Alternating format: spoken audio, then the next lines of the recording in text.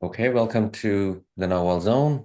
I'm Anaam, and today we have Russell again with us for part three.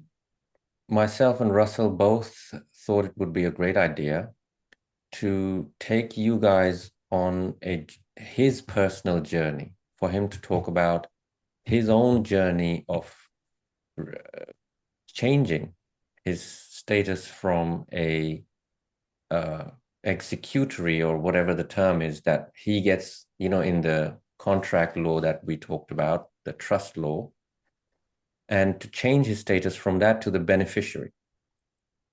And I'm sure he'll have more of the legal terms associated with those. I know beneficiary is definitely, I'm accurate on that, but the execution one, it eludes me. Anyway, you guys know what I'm talking about, and he's going to take us through his personal journey. So we get a first-hand account of what one human being has journeyed to do exactly what we're talking about, this content of human sovereignty. I will hand it over to Russell. His website is in the description, and go and check it out. He is doing stellar work. If you watched the previous videos, you know how clear, concise, and what a gift he has to make all these so-called obscure topics very easy, very accessible, very understandable. And today's topic is his own journey and how to change your status in the sovereignty legal quagmire, swamp. Over to you, Russell. Anaam, Welcome. thank you very much. Welcome to you. It's a pleasure to be back here, an honor to be on your channel and to be able to do this presentation. And thanks for the introduction. Today, I've got a really good presentation for you and your audience where we are going to dig deep into a specific aspect of sovereignty known as the status correction. So, without further ado, let me get this presentation up and running. Any moment, you should see the Yep, I can see it. screen change. Mhm. Excellent. So here we go. Presentation, status correction, how to rescind citizenship and restore sovereignty. And I'm going to deliver this presentation to you and your audience in two parts. So today we are going to focus on my personal journey into sovereignty. And then we're going to come back and do a part two where we focus on the actual documented procedure that corrects our status in relation to the nation state. So beginning this presentation, Anam, we're going to start with a disclaimer and advisory. This presentation is a visual aid to conceptualize citizenship and sovereignty and is not to be treated as an exact representation of reality.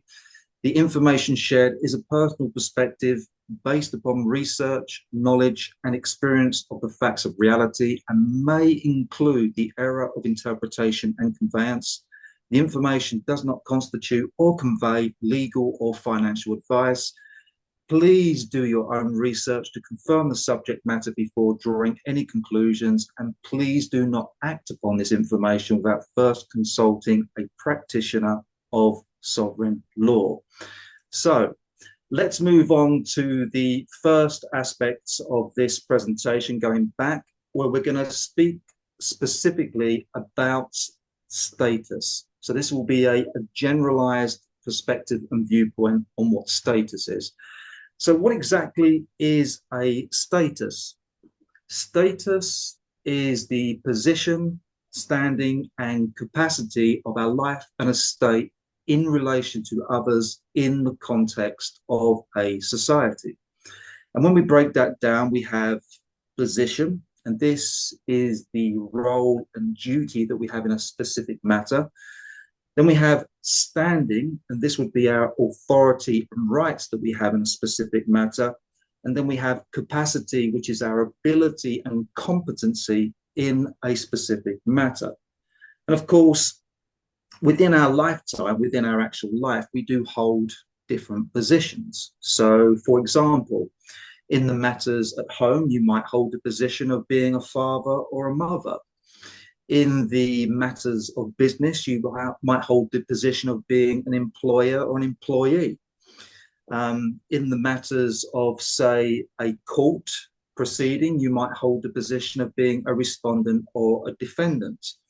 And of course, these different types of positions, these roles and duties, they come with different types of authority and rights. So, for example, if I was holding the position of being a doctor in a medical practice, then my position will be regulated by a medical agency, and I would have been granted specific authority and rights in how I can practice medicine. And then we have our capacity. So that's linked to our actual skill sets, the energy that we bring, the knowledge that we have, our ability to actually perform, to do something, to produce a result and an outcome. So status is definitely connected to our position, standing, and capacity. And of course, our status will change as the circumstances of our life and estate change. So, for example, our status will change with age because who we are, what we know, who we do, and the positions and standing that we hold in life is very different, say, for a teenage child compared to an adult that's in the middle of life that's got a lot more responsibilities going on. Our circumstances will change as we take on more responsibilities in life, as we gather more possessions and take on more positions in life. And of course, our status can change as we start to wind down in life and we go into to become retired and we start to live a more simple life. So status will change as we progress through different stages of life. And of course, the quality of our life is in direct correlation to our status. You know, you're either holding a good position or a bad position in life. You either have a good standing in society and you have the authority and rights to act in a strong capacity where you're able to achieve many things, or perhaps you don't have a good standing and you have limited or restricted authority and rights. So achieving a certain level of status in society will have a direct correlation on the quality of your life. So that is the generalized view and perspective and meaning of status. What are your thoughts on that, Anaam? I think this is very well put, very simple, very easy to understand. I hadn't thought about it before. And again, I can't help but think what a great thing it would be to put this in schools, you know, for children to grow up with this kind of understanding. Anyway, over to you. Good. Okay. Let's move on to the next slide. Now, you might like this as we're going to go into the next 3 or 4 slides, because in my own personal life, I have come to experience and recognize certain specific statuses that were more like psycho-spiritual conditions that affected how I operated and showed up in life. And I have identified on my personal journey through life 5 different types of psycho-spiritual conditions or status, one being the ego, one being the seeker, the observer, the redeemer, and finally the sovereign. And I'm going to go right into each one of those in the next slides. So those are archetypes, if you like, and my way of explaining or showing the audience of how I experience these different stages of life. And for anyone that's not clear on what psycho-spirituality actually means, it means the integration of psychological self-awareness and spiritual practices to understand and reconcile thoughts, emotions, and behaviors. And it involves the exploration of existence, purpose, and connection to something greater, which then leads to profound realizations, clarity, and good judgment, and typically results in personal growth and integrity. So what I wanted to ask you, Anaam, is are you familiar with the term psycho-spirituality? I can't say that I am. It's the first time I've heard about it. However, in the context that you have explained it, it makes perfect sense to me. Yes, because it's a merger of spiritual practices and the mind, because in this world, there seems to be like a split between spirituality and the mind or the ego, when really they kind of complement each other, because the mind or the ego is an important function in life, and spirituality is the awareness that's behind the ego or viewing the ego, that's able to study the ego and ascertain what the ego is doing or what the mind is doing. And of course, with that awareness, that self-awareness of the psychology of the mind and the spiritual practices of mindfulness and meditation, one can really get to understand what's going on with your thoughts, with your emotions, behaviors, and the patterns. So, psycho-spirituality, there are 5 specific conditions that I went through in my life that got me to the place where I am now, which is sovereignty.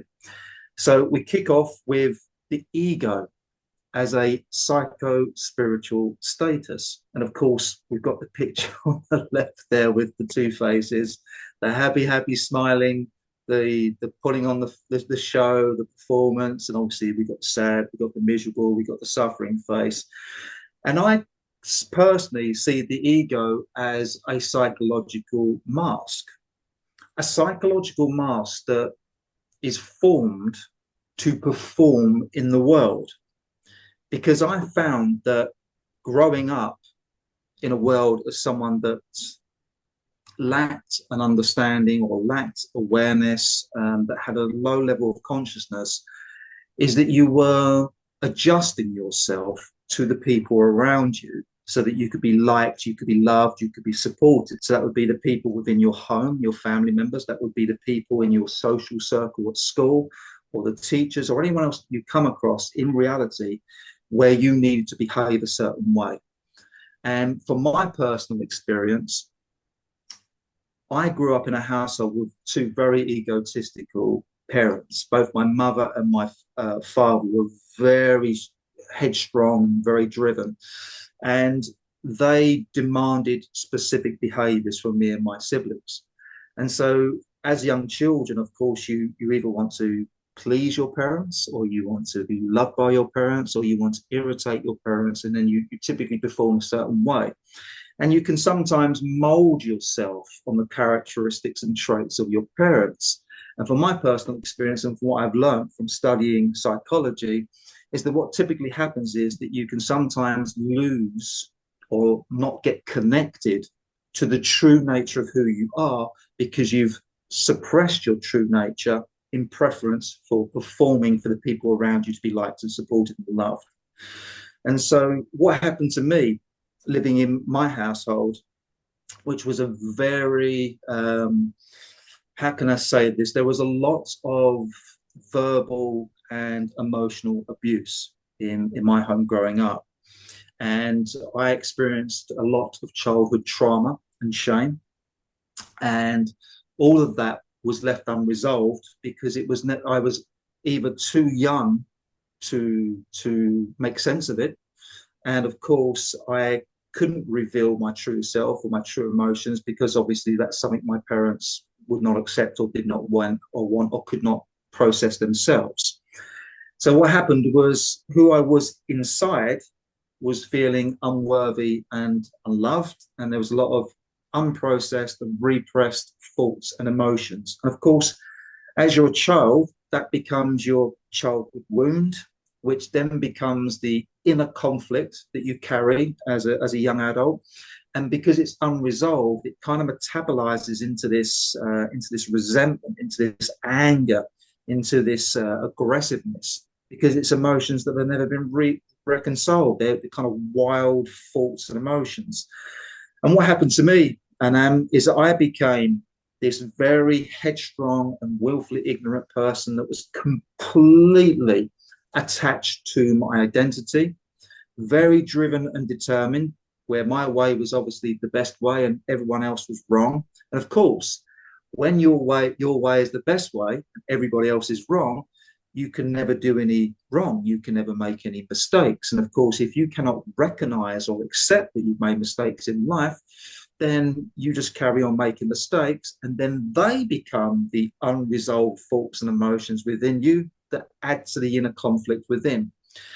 And from my personal journey of going through life as this very headstrong ego, this psychological mask, which was really a false version of myself, is that I was developing these unsustainable career choices and relationships because I never really connected with my true self when I was young. So I never really knew what I wanted or what I liked. And so I was going out and trying these different things. And of course, if you're meeting someone from a false point, from a false stance, from a false personality, then you're building a relationship that's false.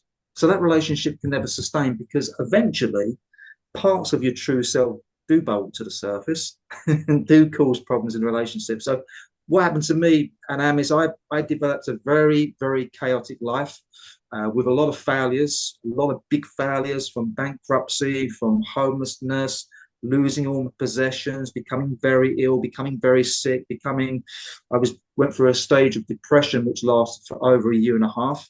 I mean, and there were there were times of my life where the depression was so bad I could not get out of bed for weeks.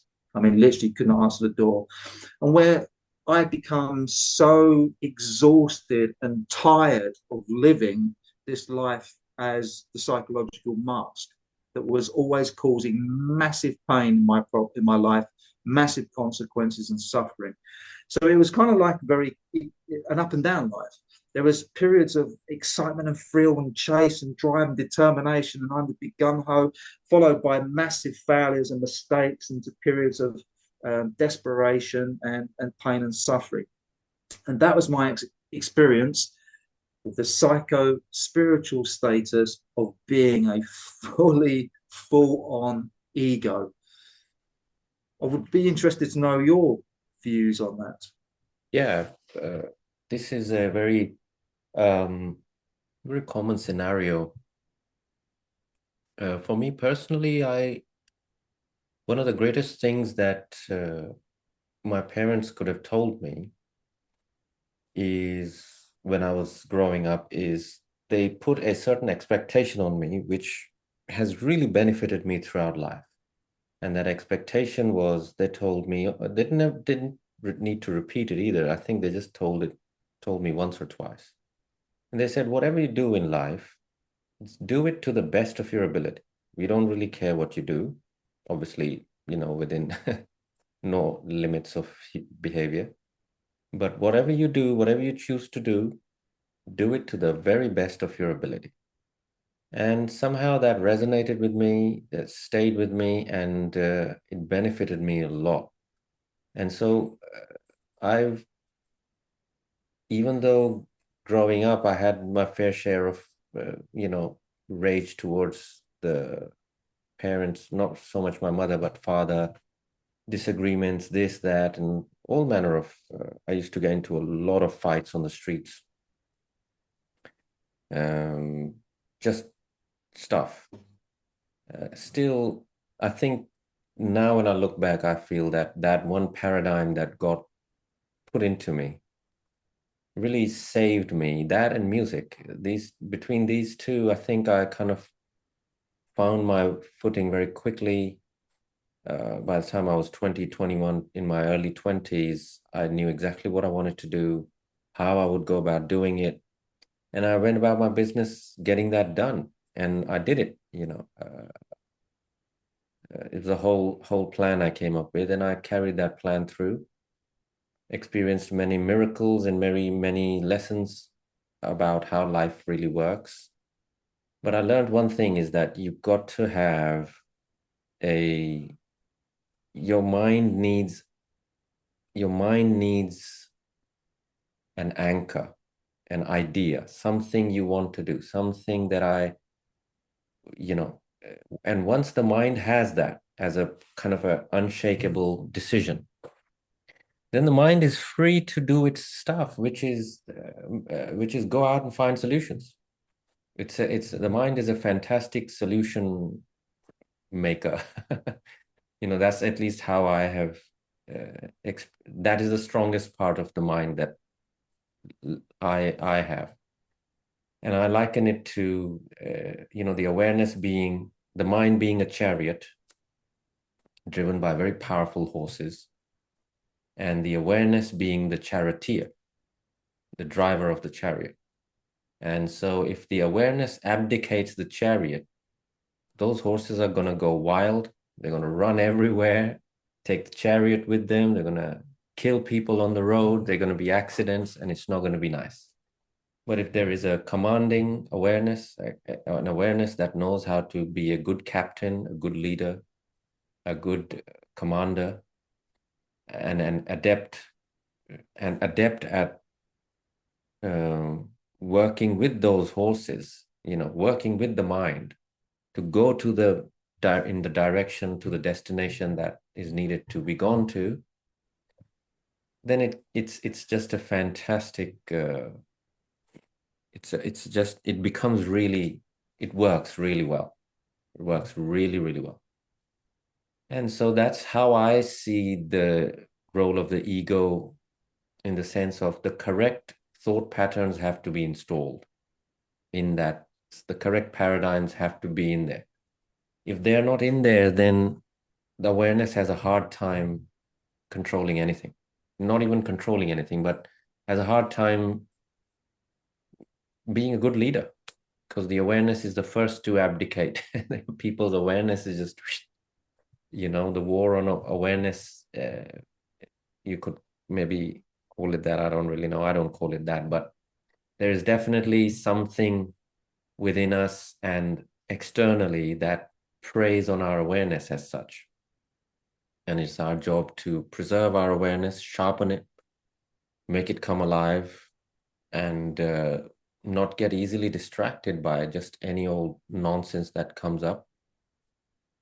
And just get clear. What do we want? And how do we want to get to what we want? It's really not, that hard once you get the hang of it. That's how I see this whole thing. And Yes. as usual, you've described it fantastically, just really, really well. The way that you just explained the awareness being the one that's kind of in charge and calling the shots in terms of the direction which to go, that kind of really resonates with me, because I see the awareness as the spotlight onto the mind, but also the awareness is the point that can also cast judgment over the mind as to whether or not what the mind is thinking or proposing or predetermining is the right or wrong thing to do. And of course, there's the reflection side of things as well, reviewing the past, what's been done, and deciding whether or not I made the right decision in that moment, whether I could have made a better decision, and perhaps what would have been the right thing to do in the context of others rather than just self. So I think awareness is such an important part to harnessing the egoic mind, because if the awareness is not there, which it wasn't when I was going through this psycho-spiritual status, it was just, my mind was just going off in all directions. And when it was come unstuck in a specific purpose or a specific relationship, it would go into a mode of self-sabotage, destroy everything, and then move on to the next purpose and the next relationship. And of course, that's just building a life full of consequences and massive suffering and pain and all the rest of it. And I got to the point with the ego and that I really did start to question my existence, because I come to the conclusion that if all I did was go out in life, try to do something, try to make something happen, and it just ended up in a massive failure and consequence that caused me pain and suffering, I actually thought to myself, what is the point of being alive? Because I got to a stage where it caused so much pain and suffering, I didn't want to go on. That's where it took me to a very dark place. So I'm going to move on to the next slide, which brings me on to another psycho-spiritual status that I went through, which is still very much a part of me, but I came out of the ego by becoming the seeker. And that's the archetype that I've named it as. And I became the seeker when I started to question reality. Why was this happening to me? Why were so many mistakes happening in my life? Why could I not hold down a good relationship? Why did I keep moving from career to career? Why? And of course, you ask and you shall receive. Because I've found as you get deeper into spirituality and more connected to source, when you really do hold an intention and a deep feeling towards something and you've committed to something with conviction, then there are synchronicities in life and doors start opening, things start happening in your reality that come forward and make real what you've been feeling and wanting and intending to happen. That's what I've experienced. But it all began with research and studying. So I went on this massive journey of trying to find out why all these bad things have happened to me in my life. I studied psychology, psychotherapy, health, fitness, nutrition, spirituality, the whole lot. And I was not only just studying it and researching it, I was putting it into practice. Yeah, I was improving my health, improving my fitness, improving my nutrition, doing all the meditation and mindfulness. And of course, as this was happening, and I was having these profound realizations about myself, which you do get when you're reading books and reading the perspectives of others and reading, science, literature, and all the rest of it. And of course, when you're having these realizations about self, you're realizing that others are the same as you, and they're obviously going through what you're going through. And of course, you start to make sense of people, you start to make sense of reality, you start to make sense of your own personal journey and your past. And for me, that's when I started to go through a process of reconciliation and healing within myself. And that was mostly due to getting to a place of self-forgiveness, forgiving myself for all the harm that I'd caused myself, that I'd caused others. And then from forgiving yourself and forgiving others, you kind of get to a place where you balance the books. Because once you've forgiven yourself for things that have happened, you've kind of wiped the slate clean. You haven't forgotten it. You've forgiven yourself. So you're not carrying the heavy weight of shame, guilt, and blame around with you. And then once you get that to that place of self-forgiveness, this is what happened to me, is I was able to then forgive others because I realized that they had similar human conditions and faults as me. So anything that anyone had done bad to me in the past, whether it was an abusive father or whether it was a mother that was emotionally distant and also abusive, I could forgive them. I forgive them for your faults. And when you start to be able to forgive others, that's when you start to, or when I started to find peace within myself, started to find balance. However, the ego being the ego, Anaam, is always there in the background. And because I had developed such a very strong ego, I was going through a phase of ego resurgence. So as I'm trying and discovering new things in life to see where my desires and my interests took me, I found that my mind, my ego, was latching on to a new identity and latching on to this new purpose for a sense of worth, a sense of being, a sense of purpose. But it took it to a place where, for example, I would go through spirituality and then my ego would latch on to spirituality as something that was very significant to me and that made me more superior than others, because obviously I'm on a spiritual journey now and you're not, which kind of makes me better than you because you're still behind and you're still doing all these old things in life. So for me, that was egoic pride, being stubborn again, being fixated on an identity and purpose. And that was the ego pretending to be spiritual.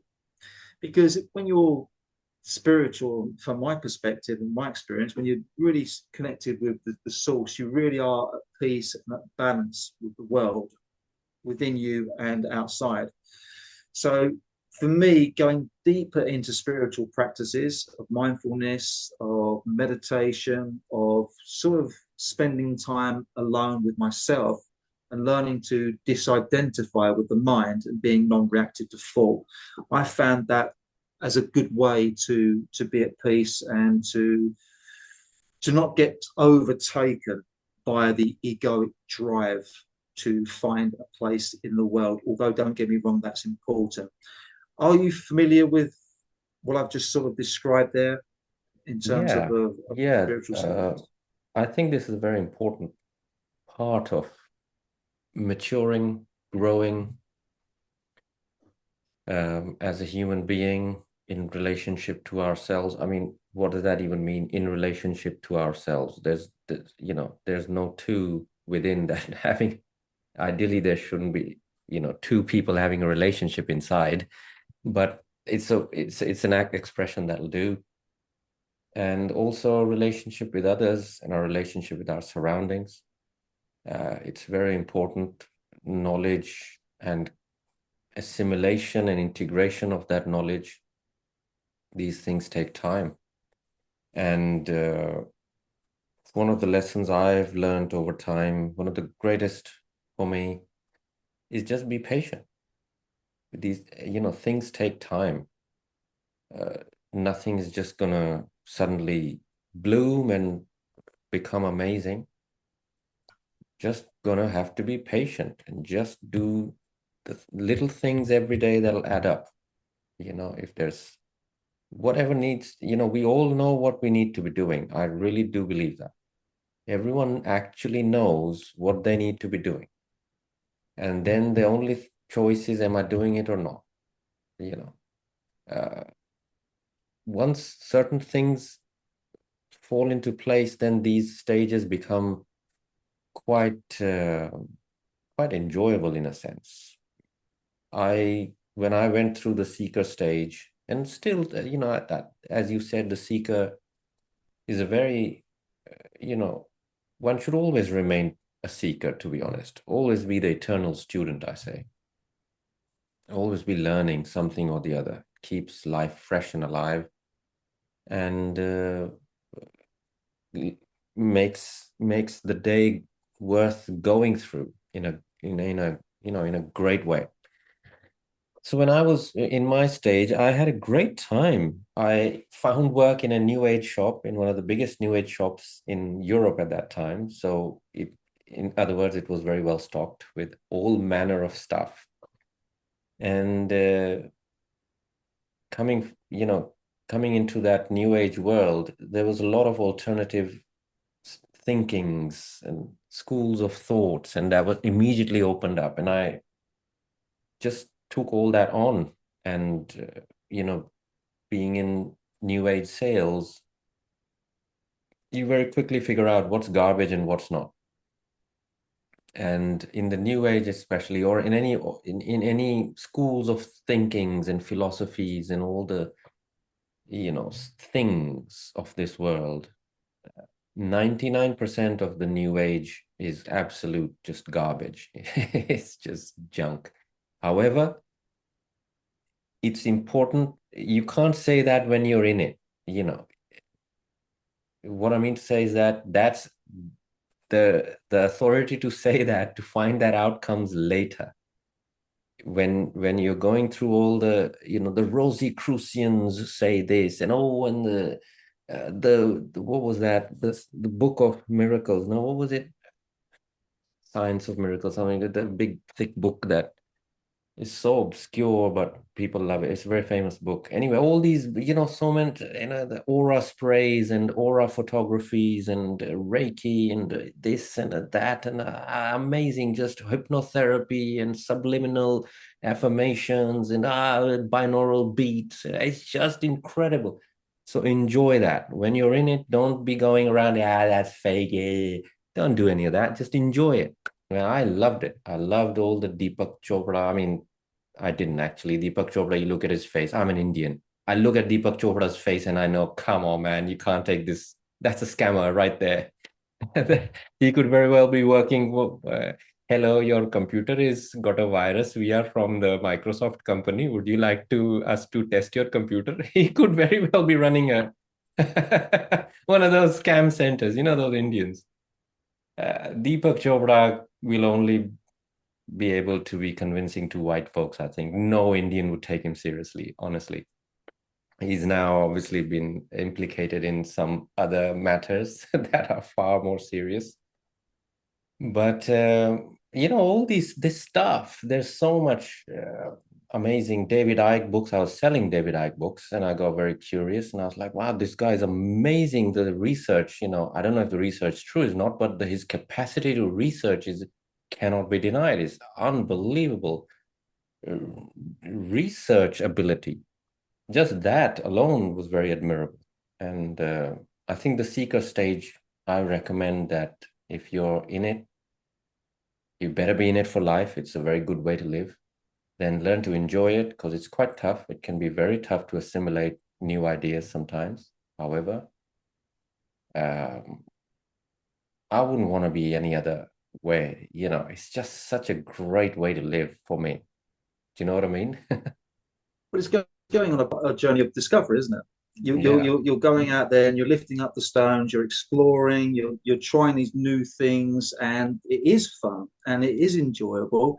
And the wonderful thing about it is that you going through the experience, you are experimenting with things and you're finding out for yourself what's real and what's not, what works and what does not work, what is fact and what's fiction.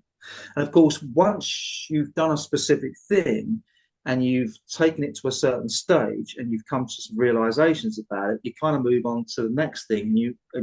That becomes a part of you that you carry with you onto the next thing that you're seeking out and experiencing. So it is a fun place to be at. And of course, like you just pointed out earlier, Anam, the seeker never goes away. The seeker is integrated, it's a part of you, it's something that rotates within you. From time to time, you do seek out new things, whether it's a part of your mission purpose or whether it's just something that your intuition is guiding you towards because it feels right at that time to be doing it. So the seeker as a psycho-spiritual status, yeah, 100%, a very important and fun part. Which brings me on to the next one, which is the observer. So I became deeply involved with observing not just what's going on inside me, but observing the reality outside of me. So I was doing a lot of studying my mind. I was really developing my awareness and really beginning to see the patterns of thought, beginning to see this correlation between my thoughts and my actions. And also, as a result of the research that I was doing from reading the books and all the seeking, I was beginning to see all of the false assumptions and conclusions that my mind was making about reality without any verifiable proof or facts to substantiate what I was thinking. Yeah, And of for sure. course, once you can see that, see the deception and faults of and the false thoughts and conclusions of your own mind, then that right there stops you from taking any subsequent actions that are going to lead to mistakes based on false information, right? So I went through that stage. That was really powerful and really good. And then, of course, from there, you're studying what others say and do. So whether that's your family members, your friends, your work colleagues, whether it's the leaders of the nation state who are up on the podium talking about specific things, whether it's looking at a newspaper or watching something on YouTube, you're studying what others say and you're learning their patterns and you're learning their thoughts. And you're realizing that they too come to false assumptions and false conclusions because they've not verified the information that they're learning or they're preaching and they're teaching.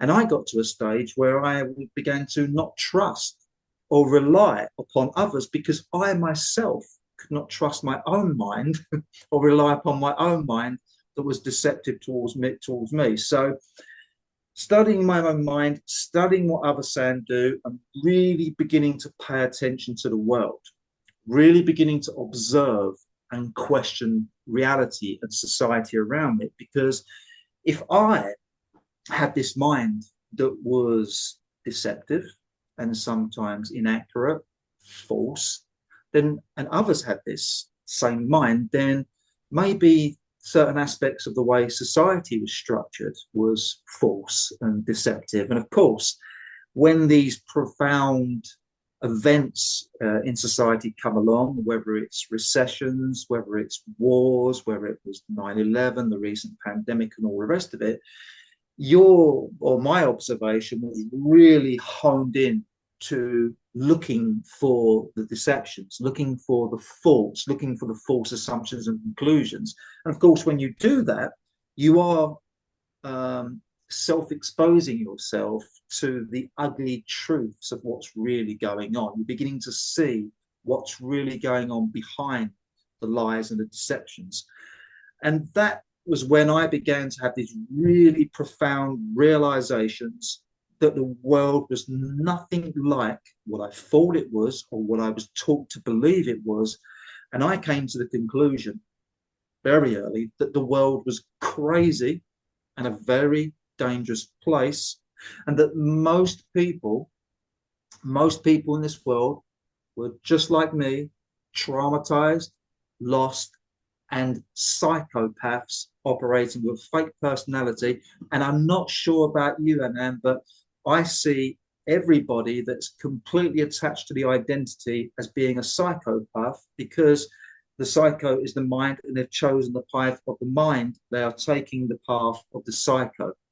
And so I see everyone that's completely identified with the mind, identified with the illusion of the mind, as being some sort of psychopath, which is pretty much why you've got all these problems going on in the world that never seem to get fixed, because everyone is stuck in this mental loop of going around and around and around the same trauma, drama, and karma. Does anything that I have just stated there make sense to you? Absolutely. I agree 100%. It's a uh, uh, it's a fascinating journey. And for me, the observing stage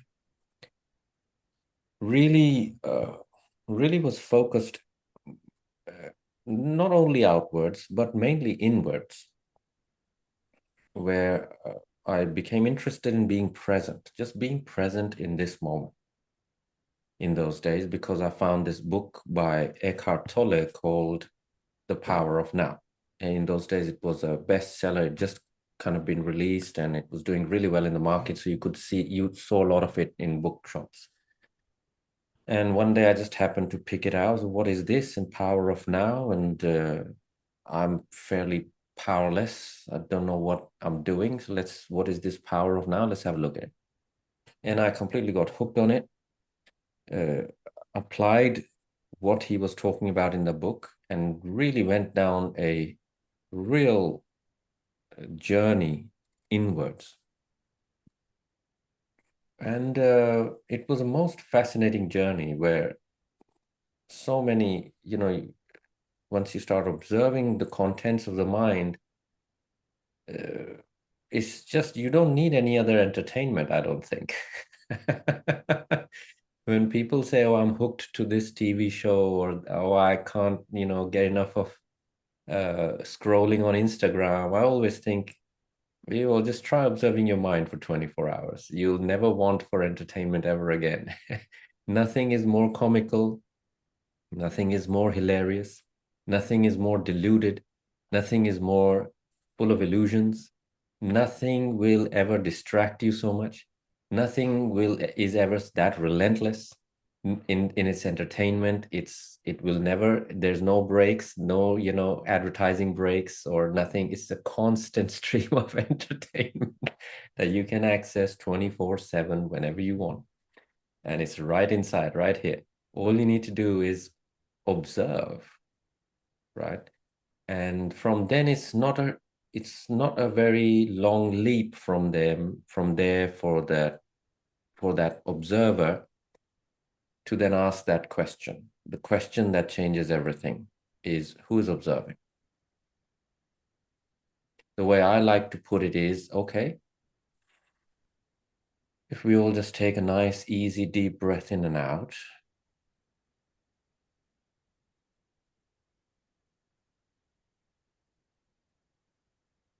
then who is aware that it is silent right now?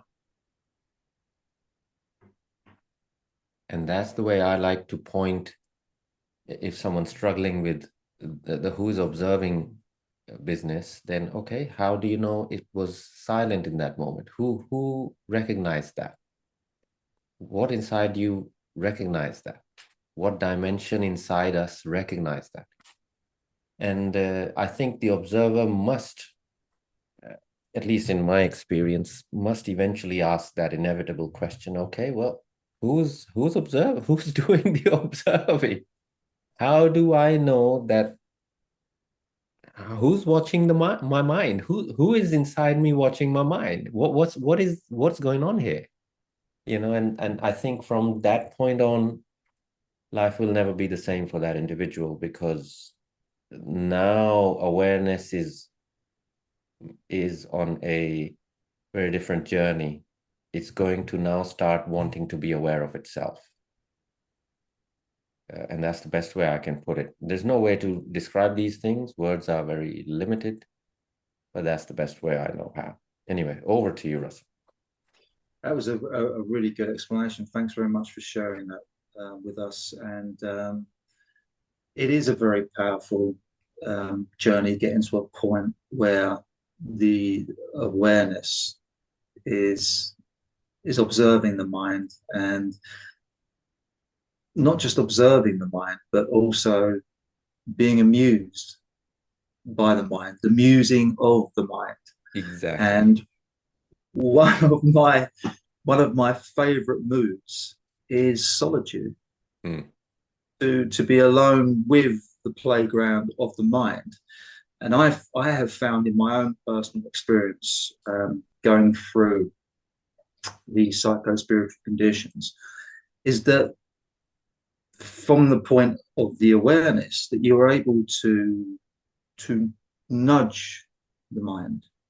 You're able to, Perfect. yeah, to caress the mind, to provoke the mind.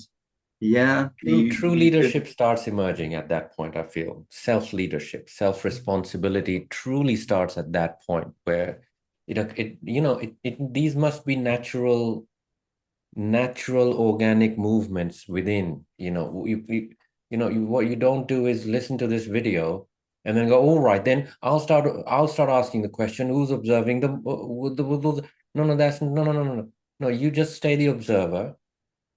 Eventually it'll come to you. It will inevitably, sooner or later, you'll snap out of the distractions and you'll go, well, oh, hold on, who's observing all this inside? Who is this observer inside me? So let that arise naturally. This is for the audience. uh, and so these are all, they have to be organically, they have to emerge, and then, as you're saying, uh, it will occur to you that, oh, well, okay, if the dog is just going crazy in the house, how do I then make the dog understand that this is not going to work? And if we're both gonna stay in the same house and we both love each other, then we have to have boundaries beyond which your behavior is not acceptable, right? And okay, well, how do I then form boundaries which are healthy? What are healthy boundaries? Do I even know? I thought I knew, but those were my parents' boundaries. What are my boundaries? And that it's fascinating at that point, because true leadership starts emerging.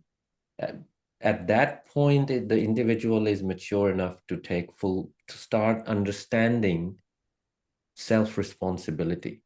I don't think before that stage, self-responsibility can truly emerge from the inside. It can be understood as a concept, lived out as a concept, like monks in monasteries. I don't think most of them understand anything about all their monkish stuff, that lives that they live. Most of them have no clue. They're just following concepts and ideas that are imposed from the outside. And then some of them go through this organic stuff and then they start asking the right questions. I have a meme on my phone. It's a great meme. It simply says, the quality of your life is determined by the quality of your questions. And I just love that meme so much. Anyway, Russell, over to you. Thank you for that. And self-responsibility is a quality of sovereignty. Yeah. So I'll move on Perfect. to the next slide. I then experienced, and I still do to a certain degree experience, a psycho-spiritual status known as the Redeemer. So when I got to a certain stage in my personal growth, my journey of personal growth and development, and learning all these truths and facts about reality and starting to adjust my life and make good decisions and good actions, which began to develop and elevate my consciousness and my state of being and doing and all the rest of it. I obviously wanted to make amends for any wrongdoing that I did in the past. I felt this strong compulsion and desire inside to take the good work that I was doing for myself, within myself, and for myself, and then share that with others in the world. Because as within, so without, right? Whatever's going on inside is eventually going to express itself and manifest as your reality outside. And so I wanted to reach out and start doing good. And I experienced making amends as being something that was accepted by few but rejected by most. So, for example, I would learn this new nutritional practice, this new fitness practice that I knew through trial and error, through experience and experimentation, worked and improved your health. And of course, I wanted to share that with family members. A new type of diet, a new way of eating specific type of foods that I knew would improve their health. And they just wasn't interested. Yeah. They just didn't. They they didn't Yeah. want to change their habits. They didn't want to know. They would go, "Oh yeah, that's great. That's wonderful. I can see it's helped you," because obviously I'm showing the results as well. This isn't just me speaking about it, and they didn't want to know. And I found that very disturbing. For example, my mother's going through some very poor health conditions at the moment that I know is related to the poor food that she's putting into her body. So I'm sitting her down and I'm trying to explain to her, because you're eating these highly acidic foods, it's creating dysfunction and disease at a cellular level, blah, blah, blah, blah, blah. If you just change your food so it's more alkaline, because that's the natural diet for a human, nutrition, alkaline food, your health is going to improve. Not interested, would rather go down to the doctors, take the pill and whatever medication she can get so she can continue eating the bad food. I found it with my brothers. I found it with the people that I would speak to share the good news about the right way of doing things. Most people shunned it. And there were a few instances where I went and did charity work because I felt this strong compulsion to get out there and do some good. And where I had experienced alcohol and drug addiction in the past when I was very egoic and on that nightmare of a journey in my life, I decided that I wanted to go and help people with drug addictions. Yeah, so I actually signed up to go and work for this to do not sponsorship, Outreach. volunteer work. Yeah, at this local drug center. So I've arrived at this local drug center. Brilliant. I'm actually going to do some good. I'm actually going to give back and help these people that got drug addictions. And the first day I arrived there, after 4 hours, I wanted to leave.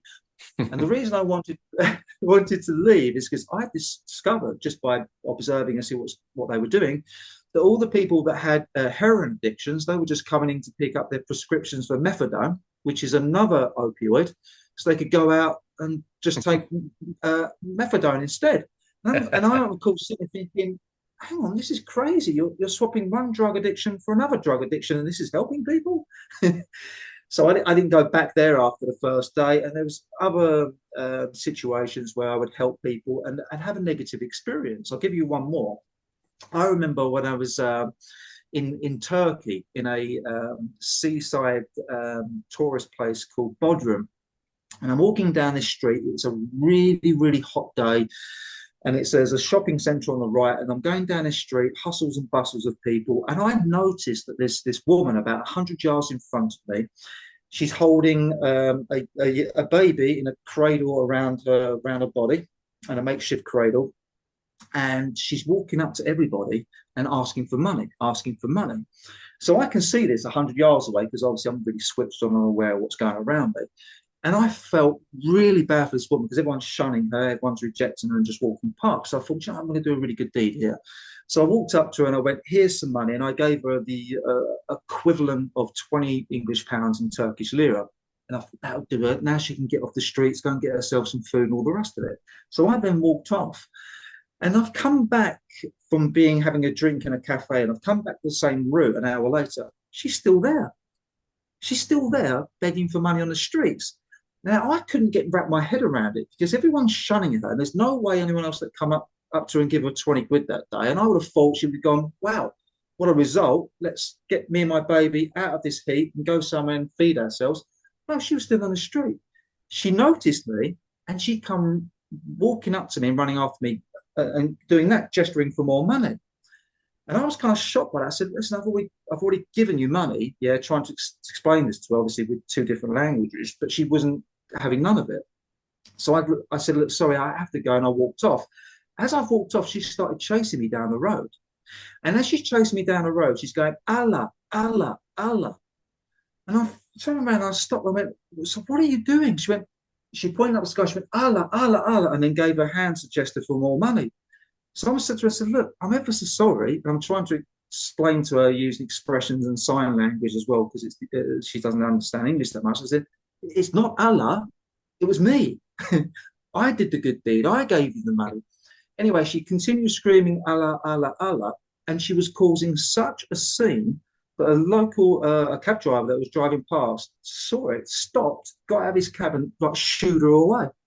Because he kind of must have thought this woman's harassing this man. So things like that, trying to do a good deed, trying to help someone in a very bad position, and then being harassed by the person and having a bad experience. Doing a good deed and have a bad experience. That seemed to be something that happened to me quite a lot. So I became very disillusioned, very disappointed with people, with reality. And I was not seeing any significant change. Bad things were still happening when I was doing good things.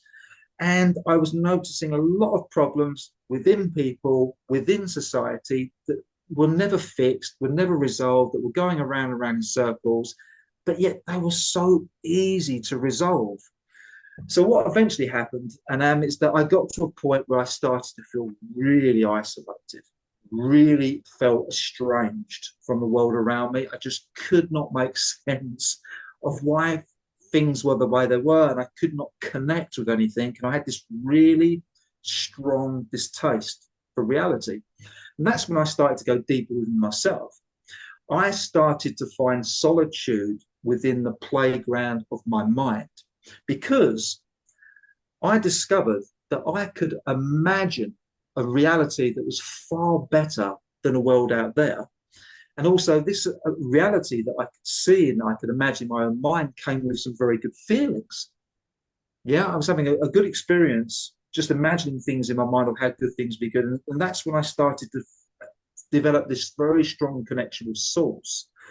I started to receive these very powerful visions and inspirations that led me to establishing the private society and going into sovereignty and everything else that I've done from that point onwards.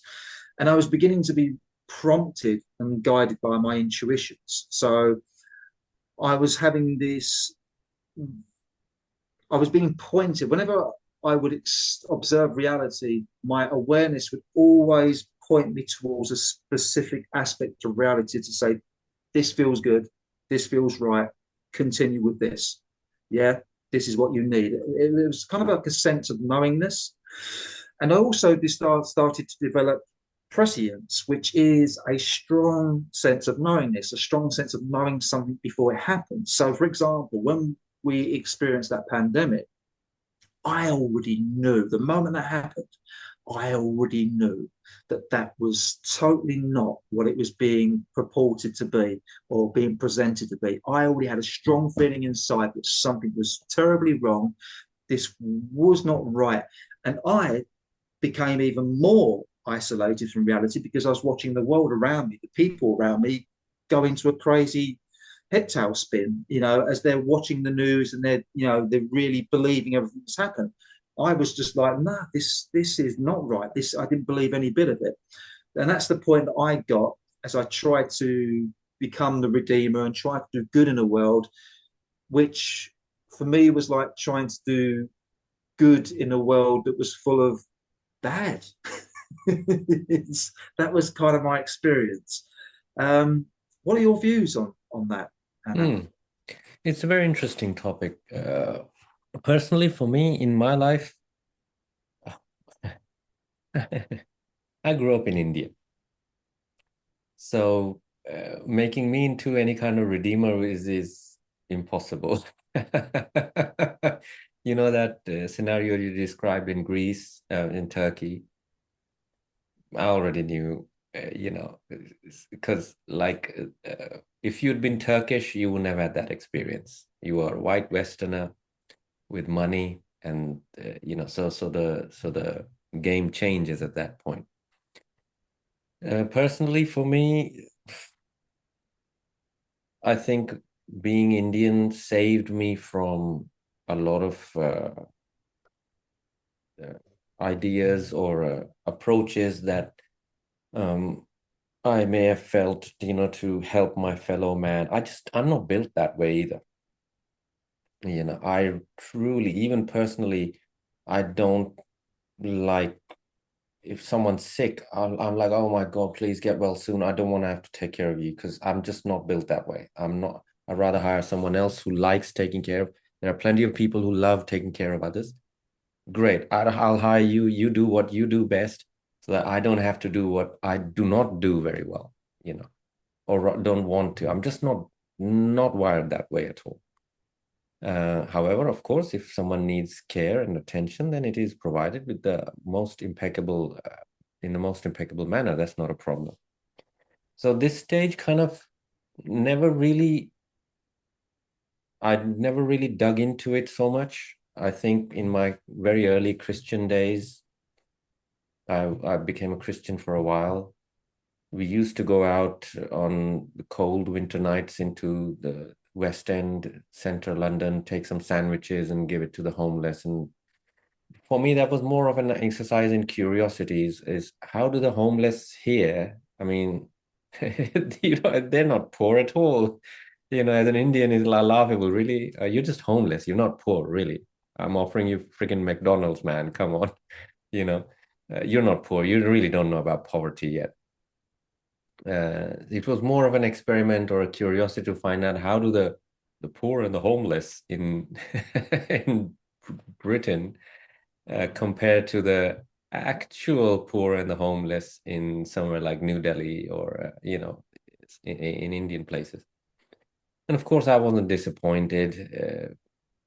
I remember clearly one time it was absolutely freezing. We were out there with our little freaking sandwiches doing the good work of the Lord. And there's this homeless man. I asked him, so I've got chicken, I've got beef, or whatever else I had, whatever. And he says, I can't eat those, mate. I'm vegetarian. He's homeless, genuine, bona fide homeless guy. I'm vegetarian. And I just, the culture, that was culture shock for me. I couldn't, I thought I hadn't heard him correctly or something. I don't know. We got into a discussion and I started asking questions. So how did you? And he was like, oh, well, yeah. And anyway, I walked away just completely so bemused by the whole situation. And it really reinforced my view that, yeah, they're not, they can afford their poverty around here. They can afford it. They can afford to be poor.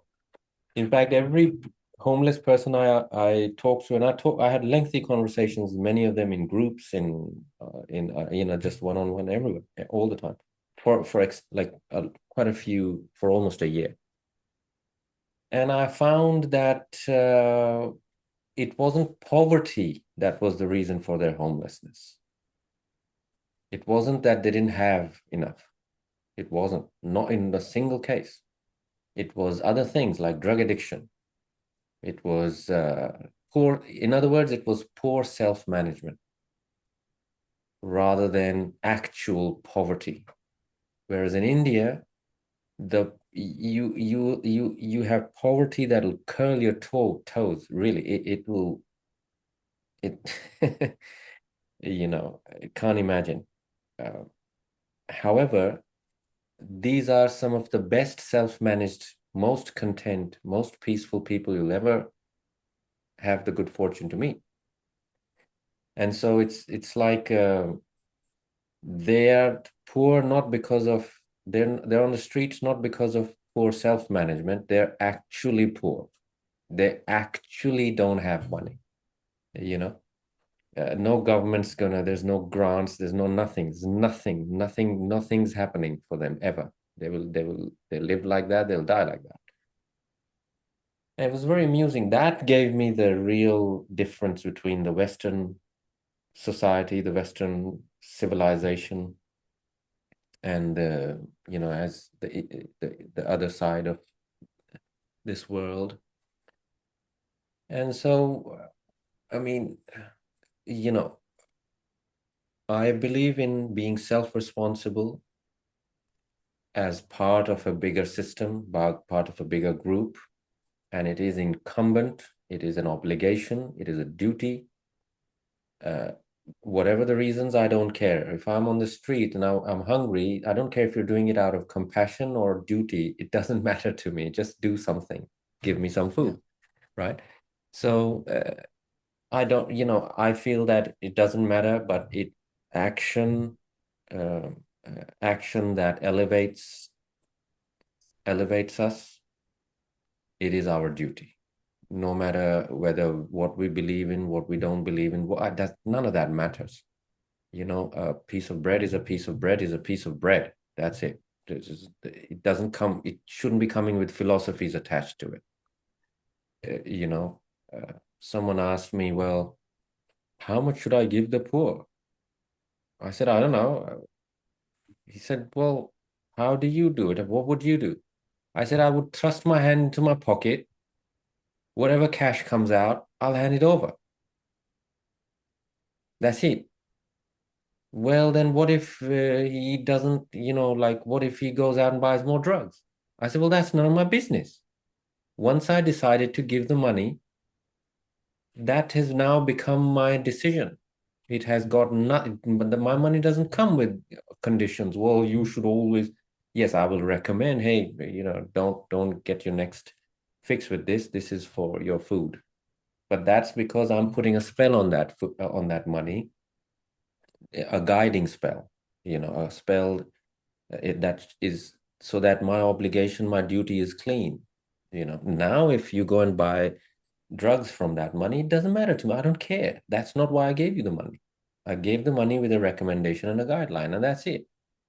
But I'm free of the money and I'm free of you, you know. But if I walk away and I'm like, oh no, I need the money more. No, no, I know. Well, next time if I see him, then I'll do it. And I've gone through all those stages.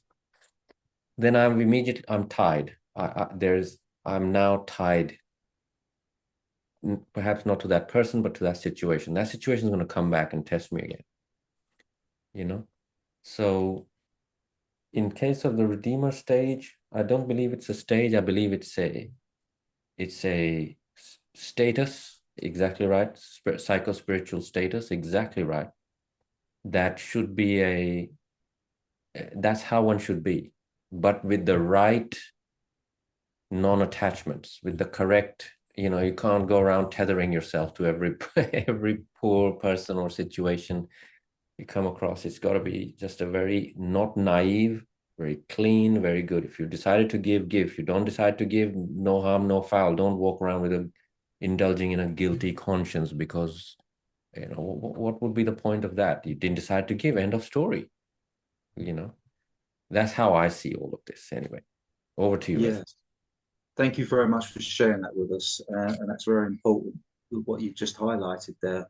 And from my experience with homeless people, redeeming and giving, I quickly came to the conclusion that there are different types of homeless people, obviously from the opportunists and the grifters, and then the genuine people that you can easily spot just by talking to them. They haven't got this show, this dance, this story. They are genuinely in a bad Yeah, situation. For mentally sure. or physically, and they are there because they have no other choice but to be there. For sure. Um, and I get affected really deeply by those type of people. And I remember not so long ago, I think it was about a year or so ago, I was in a place um, in North Macedonia, and I was walking around the town again, close to the water, this lake, and I noticed that there was this young boy. He must have been 3 or 4 years old, and he was walking around from table to table asking for money. And I could see him. I was observing him, watching him, and the reason he caught my eye because he looked just like my son did Mm. when he was 4 years old. So that's what caught my eye. And I see him, and I kind of paid attention to him, and he walked off. And as I was walking along the coast, I see him on a sheet with a little bowl out, obviously for money. And I felt, I'll go and give him some money. I'll give him a sizable bit of money. And then as I walked off, I actually broke down crying. It affected me. One, because it reminded me of my son. And two, I was so distraught that us as humans, as a society of people, would allow a 4-year-old kid to walk around like that, begging for money on the streets. A 4-year-old kid. It's like a baby, a defenseless baby on the streets. Where are the parents? Where are the leaders of our society? How have we got to a place where this is happening? Of all the wealth, all the money, of all the abundance, how can we have a society like this? And of course, these questions that I was asking myself took me further into the journey of sovereignty, which is what I'm going to bring us onto this next slide. The sovereign as a psycho-spiritual status. There's no specific reason why I put that image there. It was something that I was kind of drawn to, so I just thought, why not? I'll put that image there um, as an icon for sovereignty. And what I began to do is I began to obviously question reality, observe reality, be disillusioned and disappointed with reality, felt isolated and estranged from reality. So I began to think to myself, well, surely I can't be the only one who's seeing this. Surely I can't be the only one who's thinking this, questioning this. Surely I can't be the only one that's, having this experience of reality where I'm completely disenfranchised with what's going on. There must be others. And of course, you ask, you shall receive, right? Because when you're connected to source and you want a specific experience and you ask for it and you're committed and you've got conviction, it comes into your life. So as I'm kind of, observing social media channels, and I came across this private society in America called Pantera. And as I went on their website, they were presenting themselves as a society for peace, where you could become a private member and learn how to become sovereign. And everything about the information they were presenting in terms of finding independence and freedom from the nation state, becoming someone who's self-responsible and self-actualized, someone who's self-determined, self-directs and self-governs your own life, independent from any other authority. This was all making sense to me. So I decided to become a member of this private society. And that's when I studied all their foundational knowledge, all their material that they had gathered about the world structures and the world systems. And of course, I was beginning to realize about the deceptions and corruptions of all the nation states, not just the United Kingdom, but the Americas, Europe's, Africa's, and so on and so forth.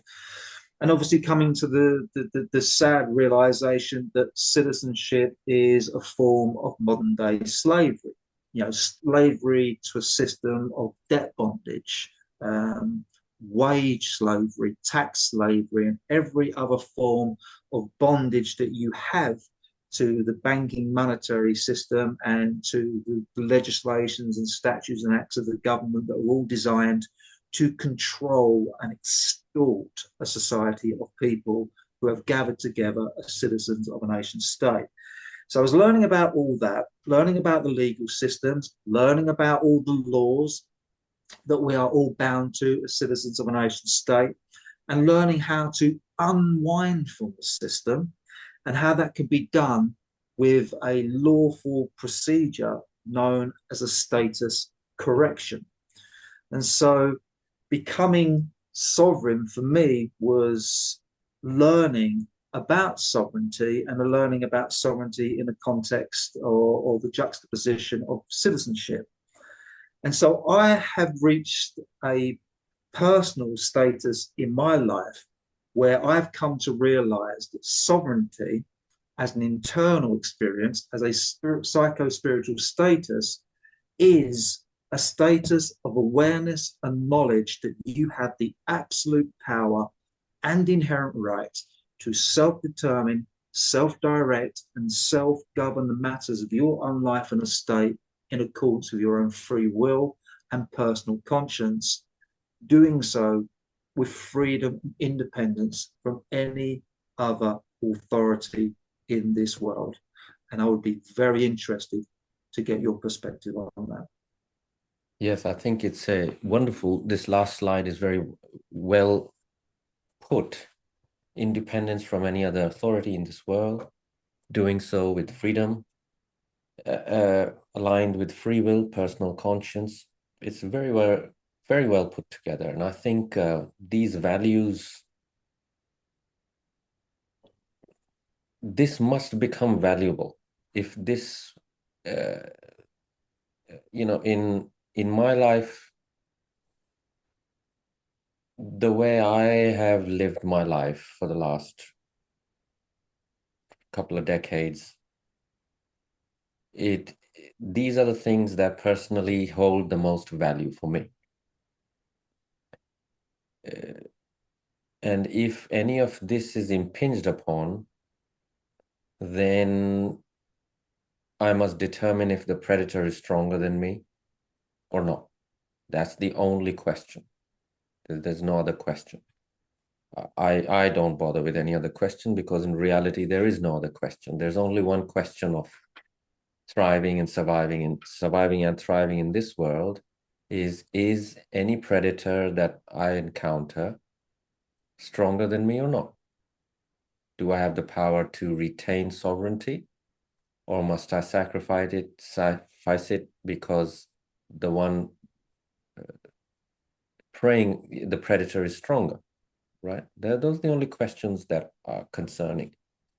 That frees up so much mind processing power, because now I'm not concerned with fancy philosophies and Immanuel Kant and Gurdjieff and Osho and freaking Sadhguru and this religion and that holy book and this NLP and that and blah blah blah blah. It frees up my world to look at it as reality is, which is it's a predator and prey system. Nothing and no one is outside that. And how do I become someone who is able to live effectively with as much sovereignty intact as possible, right? And for me, that must become more valuable than the trinkets and baubles of this world. It must become more valuable than paying the rent, paying the bills, this, that, all the rest of it. Because it seems to me that as long as we are chasing the stuff of this world, then this will not be valuable, and our mind won't find solutions, won't attract the solutions that will get us to sovereignty, because it's not as valuable to us. However, with this as the ultimate value, it is not that hard to pay the rent. It's not that hard to do meaningful work in life. And all the things, status correction, the inner status correction happens. And so I stand by this. You couldn't torture this out of me. I will just always say that, you can choose to be a slave or not. I don't choose to be a slave. What does that mean in terms of legal this and passport and flying here and there? Well, in my opinion, get your own plane otherwise. So, but if you're going to use other people's services that they are providing, then there's a way to do it. where, but what happens is the people confuse services provided with their sovereignty. I think a lot of times noobs, when, I'm a noob in this, it's easy to confuse that. Well, no, I'm a sovereign person, and yeah, well, okay, then go and get your own airstrip and get your own airport and get your own airplane. Then why are you flying with these people, right? If you're that sovereign, why do you need them? And but there's a way to do it that preserves sovereignty, and then other times each one of us must ask, can I be bothered? Is this valuable enough for me to pursue it? I ask that question. The inner world is is not the thing with me personally. It's the outer systems and how to coordinate with them. For me, I feel that the word coordination works better for me, because this system is here right now, today. It's here. It's a reality. And to hide behind, you know, one can't just hide behind sovereignty and say, well, all is well, and now I'm sovereign, and my status is all corrected, and right, off I go to Greece to have a great time, and the government will pay for it. Yeah, okay, that's a great idea, but I would need to be a lot more of an expert in these matters before, uh, if I don't even know if that is how it even works. So I personally don't think it works like that, but I'm open to knowing more. So this is where I'm kind of thinking out loud here. This is where I stand with it, with the whole legal sovereignty. However, this last slide, guys, if you've listened till this far, if you watched this far, I'm telling you, if this does not become your ultimate values in reality, not just in your head, I'm a sovereign.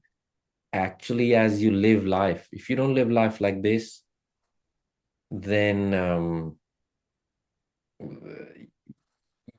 then you really, things will always be upside down inside you. That's how I would say. What do you think, Russell? I think what you said is 100% spot on. We are living in a reality that has structures and systems that are well established and well perfected. So there's no escaping this reality by going into spirituality. But spirituality is obviously important, but we need to be able to coexist with this reality, and need to be able to access all the services and the benefits that facilitate life. So sovereignty obviously is getting to a position within yourself where you have a strong constitution of knowing who you are, what you are, why you are here. You have your mission and your purpose, and you are able to hold yourself um, without willingly or unknowingly or unconsciously handing over your power to other people, um, without having any comprehension of exactly what it is they're doing with your life or your estate in the context of a society. And so the path of the sovereign is all about the awareness and the knowledge of the structures and the systems of this world out there, so that you can navigate that world out there, so you can coexist in that world out there without getting entangled or bitten by the predators and the parasites. Mm. And where you can conserve your energy, protect your energy, and actually start to build a good life within this system, and also become a benefactor and a contributor to turning things around, and hopefully contributing systems and structures and services that you create as part of your mission and purpose, and that you give to the world to hopefully turn things around. So Now that we've spoken a lot about sovereignty from the internal spiritual, psycho-spiritual status, and obviously getting to a point where we can self-determine, self-direct, and self-govern our own life, we would then be at the point where we undergo a personal transformation. So sovereignty out there in the external world is achieved with the study, integration, and execution of lawful documents and procedures that actually creates real change to your status in relation to the society that you live in. And at the same time, as you go through the process of studying, integrating, and executing these lawful documents and procedures, you are elevating and evolving your spiritual, psycho-spiritual status and power in relation to the world around you. So, for instance, we've all had that experience. You mentioned it earlier about the book, The Power of Now, with Eckhart Tolle. Is that right? Yeah, Is that his name? yeah, Did I say that right? that's right. I've read that book. I've read that book. And what a fantastic book that is. And Mm. that book changed me. No doubt about it. That book changed me. I had a transformational experience reading that book, and I Yes, read it subsequent times after that. yes, The same thing, and when you decide to go on the journey of a status correction in relation to the world around you, so that you can achieve sovereign status, you will undergo a personal transformation when you study and execute all the lawful documents and procedures. You know, you are going to go on a journey of elevating and evolving who you are and empowering yourself with the awareness and the knowledge of how the world works. Please add something to that. yeah. No, it's a, uh, it's a daunting as it may seem. That this is something that uh, at some point we must all undertake, with great seriousness and sincerity. And it's got to be done. I don't think there's anyone interested in not being a slave. Well, there's only one other choice then, isn't there? So that's where, that's how it boils down to me personally. Tell us, Russell, a little bit about the courses you're offering. Yes, of course. So the what I have is a sovereignty academy. So what would happen is someone would become a private member of our private society. They would then get access to a private members account on our website, and they have their own members area where they can access two master courses and three master classes, which teaches the member about achieving what we call a private status and establishing a private estate, which is separate and independent from the public, because all citizens are part of a public domain of a public venue and jurisdiction, which is governed by the Crown Estate. And so the way that we find freedom and independence from that domain is we re-establish our life and estate into a private domain that operates distinctly separate and independent. We also have a sovereignty masterclass that teaches our members about all the laws of the world. So that would be everything from the law of commerce, the trust law, contract law, the law of equity, all the laws that everybody needs to know when it comes to operating the different aspects of their life in context of society. Because once you understand the laws, then you know how to establish and structure your life. You know how to form trusts and contracts with other people in society in a way that you can protect your interests from any mechanisms of control and extortion. And we also have a masterclass that teaches people about the world structures and systems as it's all currently set up, everything from banking to religion to government, to politics, to the military, absolutely everything that forms this current world system, so people have a good understanding of what's going on and why it's going on. And we have a masterclass that teaches people about a project that's in its development stages at the moment, which is called a private benefit, so that we can create a new system of value exchange that is independent from the current global banking monetary system, a fair and balanced value exchange. So anyone that becomes a private member, they can come onto our website, get access to their own members area, and they can access all these modules. And I offer a mentorship program where they can join me once a week on live videos where I do presentation and questions and answers. So it's a full immersion, a full integration into our academy, learning absolutely everything they need to know. But it's not just learning it, it's developing the skill sets, the awareness and the knowledge of it, and it's putting it into practice.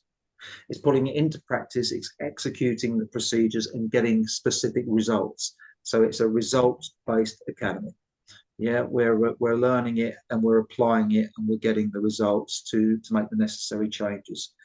So if anyone's interested, they could join us for a 10-week free trial of the academy. And they get inside, we walk them through all the foundational knowledge that they need to know before they make a final decision as to whether or not they want to go the whole way with things, because achieving a sovereign status takes just under 2 years. So this is not light and easy. This is a very involved process, a huge commitment, a huge undertaking, a huge personal transformation to go through this over 2 years. Everything about your life will change after doing this 2-year master course.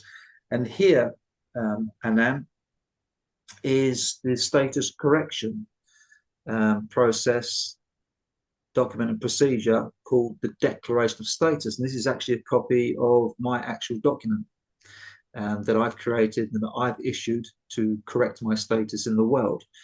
This is an official and lawful document that is issued to all the high offices of the nation state of the United Kingdom, and where you officially rescind and cancel citizenship as you assert, as you declare and notify the Crown and State that you are now going to operate in context of the society as a sovereign man or woman who is free from all forms of bondage and liability. And in this world, free will is king, right? Because if you don't have your free will, or if someone has removed your free will from you, because they're saying you must conform to their laws, their authority, and they do it against your free will, then that is a form of slavery. So once you've issued this declaration of status, to inform and notify the Crown and State that it is your free will choice from your personal conscience that you now want to operate as a sovereign, independent from the Crown and State, then that is your free will, that is done. And this document is actually recorded and recognized in both the public and in our own private court. And this document, once created and issued, becomes an adjudicated fact of law, which means this document stands as a fact. Everything that you express in this document to declare your new status becomes a fact of law that cannot be overturned, cannot be reproached. And that, Anaam, is what we're going to talk about in part 2. In part 2 of this presentation, we are going to get into this actual document. This is over 100 pages, this document, and it has specific elements to it. And we're going to do a deep dive into this document and the procedure in part 2. Wonderful. I'll leave you with the final word of things. Wonderful. Looking forward to that. And thank you for such detailed knowledge of what for most of us is just no one even knows, right? Most people don't even know that these things are possible. Maybe some of us have an idea, but you make it very approachable. And thank you for saying that it's how long it takes, and it's a very involved and in-depth procedure. It's not just some little head massage that you're going to get. This is a whole different level of beast. So looking forward to part two, Russell. It'll be That should great. drop next Saturday. In case we'll talk about it and lock down a date for that. And thank you for this one. Wonderful chat. I hope that people got as much out of it as I did. And with that, Russell, thank you again from all of us. And then we'll see you again in part two. Thank you. It's been an honor and a privilege. Thank you. Thank you, Russell.